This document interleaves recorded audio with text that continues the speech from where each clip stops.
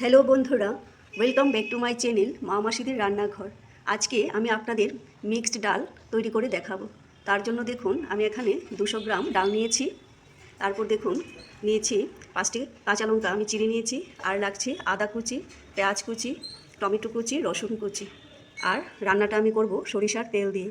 দেখুন ফোড়নটা আমি দেবো 5 ফোড়ন, শুকনো লঙ্কা আমি এখানে 3টি শুকনো লঙ্কা নিয়েছি। তা দিয়ে আমি আজ মিক্সড ডাল তৈরি করে দেখাবো। ডালগুলোকে আমি সারা রাত ভিজিয়ে রেখেছিলাম। ভিজিয়ে রাখলে ডাল সেদ্ধটা খুব ভালো হয়। ডালটা আমি এখন প্রেসার কুকারে সেদ্ধ করে নেব। তার জন্য দেখুন আমি তাতে পরিমাণ মতো জল দিয়ে দিচ্ছি। আমি এখানে 1 কাপ জল দিয়েছি। তারপর আমি এতে দেখুন সামান্য লবণ দিয়ে দিচ্ছি,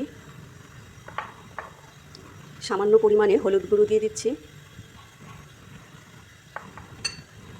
তারপর 2টি কাঁচা লঙ্কা দিয়ে দিচ্ছি। এখন আমি 2-3টে সিটি দিয়ে নামিয়ে নেব।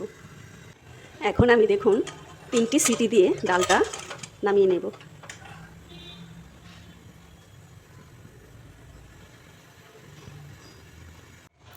এখন আমি ডালটা সম্ভার দেব।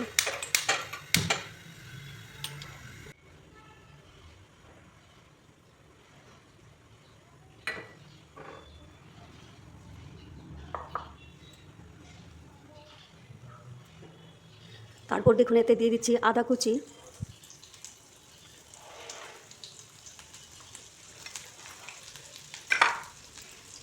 পেঁয়াজ কুচি,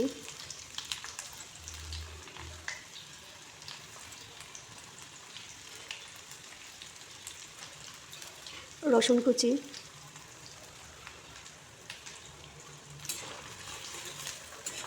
তারপর এগুলো একটু গোল্ডেন হয়ে আসলে তারপর টমেটোটা দেব।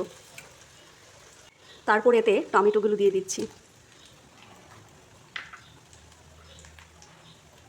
কাঁচা লঙ্কা চারাগুলোও দিয়ে দিচ্ছি।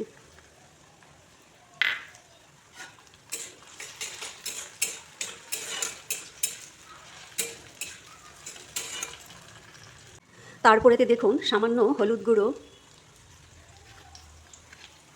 লবণ আর একদম সামান্য পরিমাণে লঙ্কা গুঁড়ো দিয়ে নেড়েচেড়ে এখন ডালটা দিয়ে দেব। ডালটা দেওয়ার সময় গ্যাসের ফ্লেমটাকে একদম বাড়িয়ে দিতে হবে। দেখুন ডালটা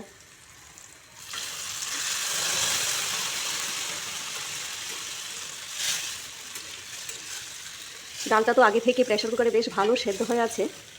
এখন 2 মিনিটের মতো রেখে নামিয়ে নেব।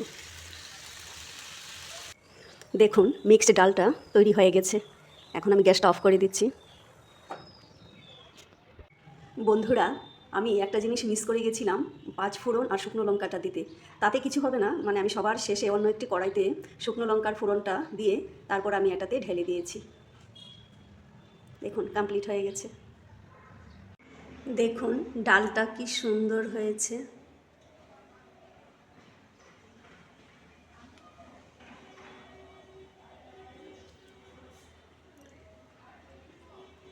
এইভাবে বাড়িতে ট্রাই করে দেখবেন, খুব ভালো লাগবে।